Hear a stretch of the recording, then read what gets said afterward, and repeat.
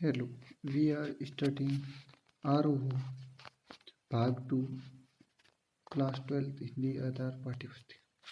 जैसा कि हम जानते हैं कि हमने 11th में आरोह किताब को पढ़ा था, तो इसी संदर्भ में आज मैं आपको ये किताब शुरू कराने जा रहा हूँ। एक्चुअली अपन कोई चैप्टर नहीं पढ़ेंगे। शुरुआती में जब सभी क्लासेज या सभी टीचर्स वो पढ़ाते हैं सबसे पहले चैप्टर से स्टार्टिंग, नहीं, मैं उसको नहीं मानता, क्योंकि जो ये आमुख होता है और एक दिया हुआ होता है इसमें किताब का परिचय, जिसको कहते हैं यह पुस्तक, यह इसमें लिखा हुआ है, या तो कहा जाए तो ये बुक बारे में एक और होता है जो बताता है कि बुक होनी कैसी चाहिए, रियलिटी। जैसे अपन इसको पढ़ते हैं, ये पुस्तक क्या कहता है, ये समय हर पल बदल रहा है, दुनिया हर क्षण नई हो पा रही है, साहित्य में हर पल कुछ जुड़ रहा है, भाषा हर क्षण नया नया रूप ले रही है। तो फिर इन तमाम बदलावों के साथ कदम बढ़ाते बच्चों के हाथ में एक नई पाठ्य पुस्तक क्यों नहीं। तो इसमें कहने का मतलब तात्पर्य ये है कि जीवन वास्तव में बदल रहा है। तो इसी संदर्भ में जिन्होंने ये किताब लिखी है वो कह रहे हैं कि इतना सब जीवन में परिवर्तन हो रहा है, तो बच्चों के हाथ में एक नई किताब दी जाए, क्योंकि ये किताब लागू की थी 2005 में। तो जब पहले पुस्तक थी वो हर समय माइंड सेट बदल रहा है, तो उसी संदर्भ में ये पुस्तक नहीं दी गई। चलो अपन आगे बढ़ते हैं। पिछले दिनों नई पाठ्य पुस्तकों के आने के बाद प्रशिक्षण कार्यक्रम और टेली कॉन्फ्रेंस जरिए अध्यापकों से जुड़ने का मौका मिला। उनकी आंखों में नएपन की चमक थी, जबान पर कुछ सवाल थे जो घूम घूम फिर कर लगभग हर कार्यक्रम में उठते रहे। बार बार नई किताबें क्यों, तरह तरह की हिंदी क्यों, अलग अलग जवाबों वाले सवाल क्यों, इत्यादि इत्यादि। देखो इसमें क्या कह रहा है कि जब पिछली बार कॉन्फ्रेंसिंग हुई तो टीचर्स कहने लगे कि यार बार बार ये नई नई किताबें हैं, और अब जो किताबों में क्वेश्चन बने हैं वो हर क्वेश्चन का अलग अलग आंसर है। जैसे मैं आंसर दूंगा वो मेरे तरीके से दूंगा, और हर आंसर करेक्ट होता है, कोई गलत नहीं होता। यही सबसे बड़ी एनसीईआरटी की खूबी होती है। चलो अपन आगे बढ़ते हैं। तरह तरह की हिंदी क्यों, अलग अलग जवाबों के सवाल क्यों। तो उपयुक्त सारे सवाल एक विशेष दौर से बंधे हुए हैं, वह है राष्ट्रीय पाठ्य चर्चा की रूपरेखा 2005। जैसे मैंने बताया कि ये पुस्तक 2005 में बनाई गई थी, मतलब अलग से लिखी गई थी।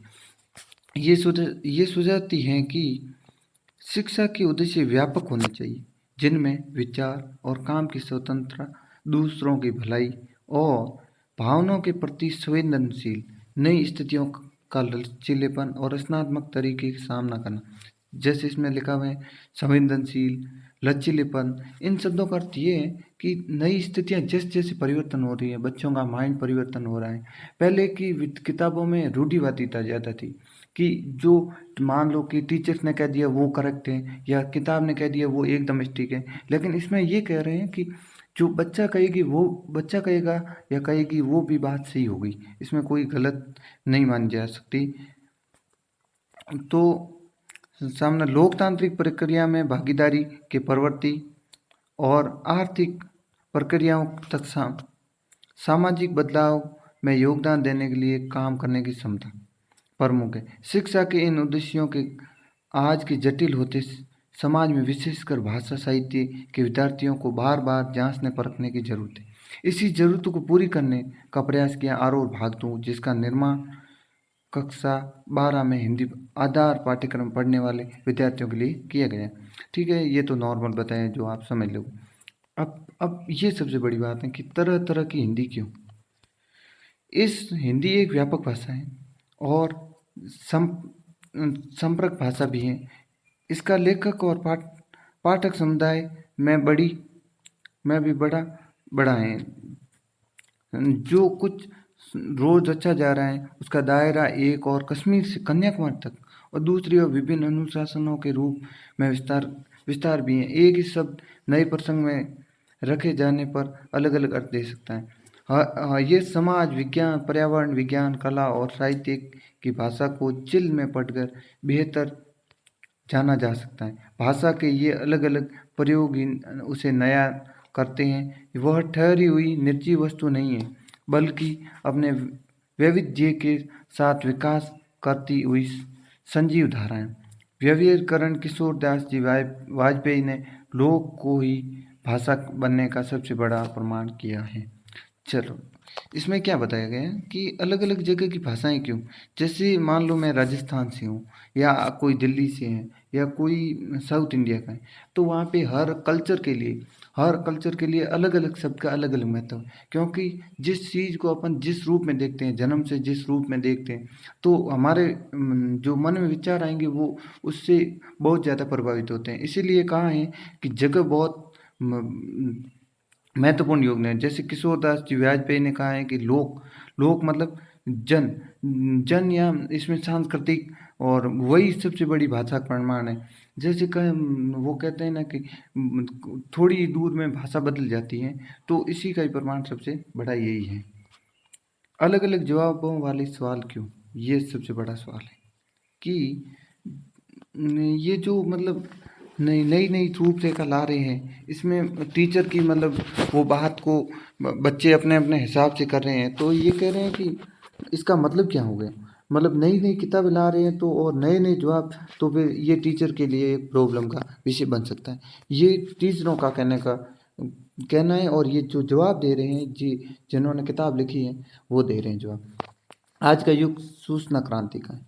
इस युग में धीरे धीरे मनुष्य सूचना में तब्दील हो रहा है। भाषा और साहित्य की पढ़ाई में भी हमने समझ के बदले थोड़े वक्त की जानकारी के आभार को अपना लिया है। इस प्रक्रिया को उलटना होगा, खासकर इस वक्त जब वह सब कुछ को याद किया जा रहा है, फट पड़ने के तैयार है।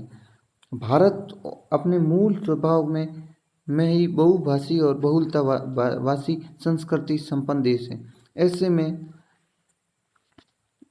ऐसे में यहाँ के युवा होते बच्चों की अभिव्यक्ति क्षमता की पहचान किसी एक पैमाने या तयशुदा उत्तर से संभव नहीं है। उन्हें जांचने परखने के लिए अभिव्यक्ति विशेष की पहचान कर उन्हें तरसना ही भाषा साहित्य के मूल्यांकन का सबसे बड़ा महत्वपूर्ण अंग होना चाहिए। जैसे इसमें एक बात ये एक बहुत बड़ी अच्छी बात कही है कि जैसे मान लो कोई ज्योग्राफी है, हिस्ट्री है, इकोनॉमिक्स है, या कोई भी सब्जेक्ट मान लो, बायोलॉजी या फिजिक्स, केमिस्ट्री, उसमें क्या होता है, एक फिक्स आंसर होता है। लेकिन लैंग्वेज का सबसे बड़ा यही करेक्ट होता है कि मान लो इंग्लिश पढ़ोगे ना, तो उसमें अलग अलग आंसर निकल के आएंगे। मतलब वो जब शुरुआत में लिखते हैं ना, वो इसीलिए कहते हैं कि this is not a story, you have to connect with your life. मतलब आपको अपने जीवन के साथ भी जोड़ने की ज़रूरत है। क्योंकि ये सिर्फ एक मतलब वो नहीं है कि आपने पढ़ लिया ख़त्म कर लिया, ये पढ़ाई से सिर्फ जुड़ा हुआ नहीं है, आपको लाइफ से कनेक्टेड करना है। तो इसका मतलब यही है कि आप एक आंसर से, या एक बच्चे के माइंड सेट से, या एक मतलब तय निर्धारित कर लिया कि इस रूपरेखा से अपन बच्चे को मूल्यांकन करेंगे, तो वो सही नहीं। क्योंकि हर कल्चर के लोगों का विचार अलग है। तो एक यदि दायरा निश्चित कर लिया, तो उससे सभी का मूल्यांकन नहीं किया जा रहा। इसीलिए कह रहे हैं सभी सभी जवाबों वाले सवाल अलग, मतलब एक सवाल के अलग अलग जवाब हैं, क्योंकि अलग अलग संस्कृति लोग आते हैं तो अलग अलग जवाब देते हैं। तो अब आगे देखते हैं। उपयुक्त तमाम बातों को ध्यान में रखते हुए इस पुस्तक को काव्य खंड और गद्य खंड, दो खंडों में भाग गया। एक होता है काव्य खंड, एक होता है गद्य खंड। तो काव्य में तो वही होता है जो मतलब लेखक कहानी वगैरह, कविता वगैरह होती हैं, और गद्य में वो होता है जिसमें कहानी और जो भी जीवनी वगैरह वगैरह संस्मरण वगैरह जुड़े होते हैं। काव्य खंड में पहले रखने का कारण कविता का सबसे पुरानी विद्या होने के साथ साथ बच्चों रुझान है। सबसे बड़ी बात इतनी इतनी गहरी और इतनी सुंदर लिखी है इसमें। वैसे हमारे को पढ़ाते हैं ना, जब आप देखेंगे कि आप 12th की शुरुआत करेंगे, टीचर मतलब सबसे पहले एक एक कविता पढ़ाएंगे, फिर वो 11वां जो भी है पार्ट मतलब शुरू होता है कहानी, वो शुरू कर देंगे, फिर वापस लाएंगे।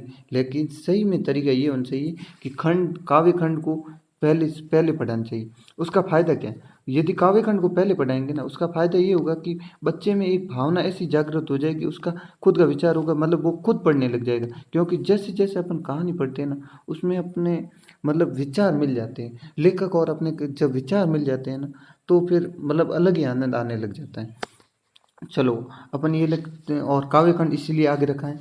और कक्षा 10 तक विद्यार्थी ऐतिहासिक क्रम से कवियों से परिचित हो चुका है, इसलिए काव्यखंड का क्रम निर्धारण सरलता से कठिनाई सामान्य शैक्षणिक नियम को ध्यान में रखकर किया गया है। देखो, जिस भी किताब को लिखते हैं या जिस भी साहित्य को लिखते हैं या जिस भी मतलब चीज़ को बताते हैं, जिस भी कंसेप्ट को समझाते हैं, सब में एक पैटर्न होता है। तो इन्होंने इस पैटर्न के बारे में ध्यान रखते हुए कहा है कि सरल से कठिन की तरफ लेके गए।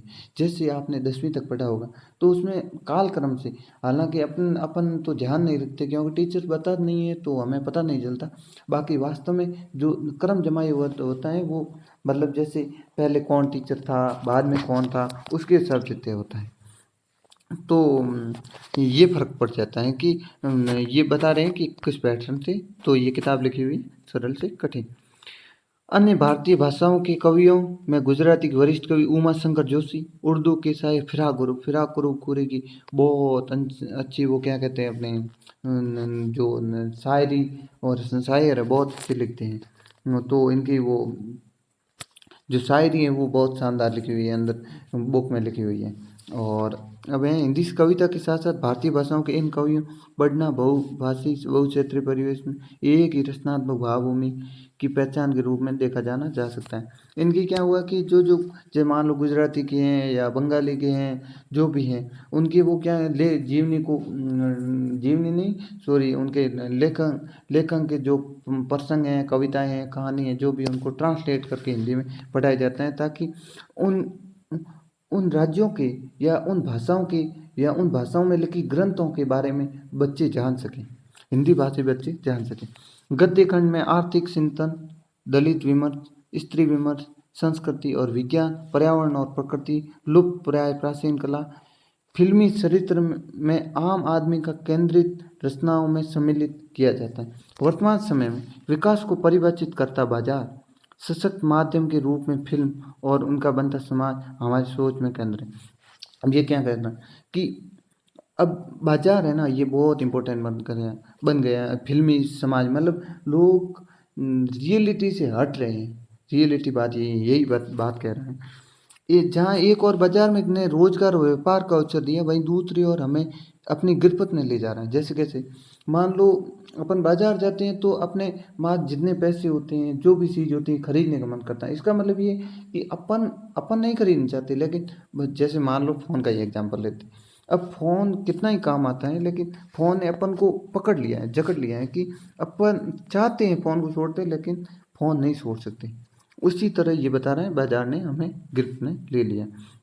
नतीजे ये दिनों दिन हमारे सोचने विचार दिशा ने अर्थ केंद्रित होती जा रही है। ज्ञानेंद्र कुमार बाजार दर्शन बहुत शानदार चैप्टर है। इसको अब जब आप ध्यान से पढ़ोगे ना, तो इसमें लगेगा कि मतलब वास्तव में रियलिटी बता रहा है एकदम, मतलब ये आपने जीवन में अप्लाई कर दिया ना तो बहुत काम आएगा। बाजारवाद से मुक्ति की तलाश, ठीक है। स्वतंत्र प्राप्ति और स्वतंत्र भारत की परिकल्पना, जिन लोगों ने भूमिका महत्व, उनमें से गांधी, अम्बेडकर का नाम सबसे पहला। जाति भेद का उच्छेद, जिसमें वो सबसे सबसे प्रसंग भाषण है annihilation of the caste, annihilation of the caste, Ambedkar ji का, वो भी इसमें लिखा हुआ है इस किताब में। जो काफ़ी विरोधों से बात छपाए और बहुत लोकप्रिय हैं, उनके 2 अंश यहाँ दिए गए हैं और विचारने का अवसर देते हैं, ठीक है। पुस्तक पर से एक नई किताब का सबसे नया और अहम हिस्सा होती है, खास तौर से तब जब पाठ्य शिक्षा बच्चों के अपने परिवेश और जीते जागते संदर्भ में जोड़कर शिक्षा नीति की बात कर रही है। यह इस पुस्तक का चयन, प्रश्न अभ्यास और साज सज्जा तीनों की एक नई परिवेश का निर्माण करने में सहायक होंगे। ये तो नॉर्मल चीज़ें बता रहे हैं जो आप समझ लोगे। और पुस्तक में ऐसे अध्याय भी हैं जिनके कारण आरोह एक भाग और वितान भाग एक को पढ़ने की जरूरत पड़ सकती है। मतलब ऐसे इनको इतना कनेक्ट करके रखा है ताकि कि बच्चे के मन में वास्तव में वो लगे कि मैं किताब पढ़ रहा हूँ। ये किताब नहीं है, ये एक लेखक जो बात कर रहे हैं वो सही में बता रहा है, मतलब सर्कुलेट कर रहा है, अपन से बात कर रहा है। उसी तरह एनसीईआरटी लिखी गई है। साथ ही ऐसे अभ्यास पुस्तकालय में बहुत सी अनु अनछुई किताबों की दुनिया तक ले जाने का व्यवस्था करेगी और नई पुस्तकों, अखबारों और रोज खबरों के प्रति सचेत कर। देखो इसमें क्या लिखा है कि आप जब ये किताब पढ़ोगे ना, उसके बाद आपको लगेगा कि मेरे को और कुछ पढ़ना चाहिए और रिसर्च करना चाहिए। इसी तरह ये किताब लिखी गई है और ये सोच को विकसित करने के लिए लिखी गई है, न कि मतलब पढ़ लो, ख़त्म कर लो, नंबर ले आओ। इसमें इसका कोई मकसद नहीं है। तो यही रहेगा। अब अपन एक बार चैप्टर का ओवरव्यू देख लेते हैं।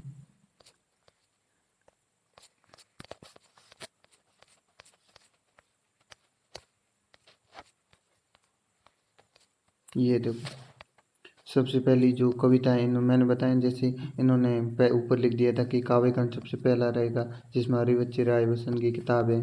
क्या कहते हैं, कविता, आत्म परिचय, एक गीत, आलोक धनवा की पतंग। ये तो बहुत बच्चों से जुड़े थे, आपको बचपन याद आ जाएगा। ठीक है। और कुंवर सिंह कविता के बहाने, ये तो बस बढ़िया है। और ये सबसे बड़ी मतलब कैमरे बंद अपाइज कविता है ना, ये बताती है कि जो सिनेमा है उसका विरोध करती है, मतलब कि सिनेमा में कैसे लोगों को परेशान करके रखा है, तो उसके बारे में। और ऊषा कविताएं जो मॉर्निंग की है, मतलब सुबह सुबह कैसा माहौल होता है उसके बारे में। और अब नेक्स्ट बात करते हैं बादल राग। बादल राग में कवि कवि कहता है कि मतलब कैसे बादलों से गुहार करना है कि मतलब बादल आएंगे और फिर बरसात करेंगे, और उसके हिसाब से मतलब जो अमीर लोग हैं उनकी मतलब बुराई करना चाहते हैं। कुल मिला बात ये है। और कविता भी ये तो तुलसीदास की है, और लक्ष्मण मूर्छा राम विलाप ये तो जो है वो उसमें रामचरितमानस से ली गई है। और फिर ये रुबैया रुबैया बहुत शानदार, मतलब सबसे बेस्ट मेरे को लगी इस किताब में तो वो रुबैया थी। छोटा मेरा खेत अच्छा है और बबूला के पंख भी बहुत अच्छे हैं। ये तो नॉर्मल नॉर्मल चैप्टर हैं। छोटा मेरा खेत है, जिसमें लेखक एक पन्ने को अपने खेत से वो कंपेयर करता है। ठीक है। और अब नेक्स्ट है गद्य खंड में भक्तिन। भक्तिन है चैप्टर, वो है वो भी उससे जुड़ा हुआ है, वितान में पिछले साल का 30 सितंबर उससे जुड़ा हुआ। बजाज दर्शन जो अभी बात की थी, काले मेघ का पानी दे, जिसमें इंद्र राजा से पुकार की जाती है कि इंद्र राजा पानी दे गुरदान। सब मतलब बहुत अच्छी तरीके से बताया गया है कि पानी कैसे कैसे मतलब गुड़ और धन से जुड़ा हुआ है, ये जुड़ा हुआ है। और पहलवान की ढोलक में तो ये पहलवान की ढोलक इतनी कामयाब होती है कि गांव में इतनी बीमारी होती है, लेकिन वो ढोलक बजा बजा के लोगों को जागृत करता है। मतलब कहता है कि मतलब एक जीवंत आत्मा देती है, कि दवाई से भी ज़्यादा काम करती है ढोलक। शिरीष के फूल, जिसमें मतलब ये चैप्टर बड़ा ही टिपिकल है, जो मतलब शिरीष के फूल मतलब उससे कालिदास के बारे में है ये सब। और श्रम विभाजन और मेरी कल्पना का आदर्श समाज, ये सब अम्बेडकर साहब के मतलब जो एनिहिलेशन ऑफ द कास्ट है उसमें से लिए गए। तो ये रही आपकी किताब। और अब अपन नेक्स्ट पढ़ेंगे, चैप्टर से शुरुआत करेंगे। धन्यवाद।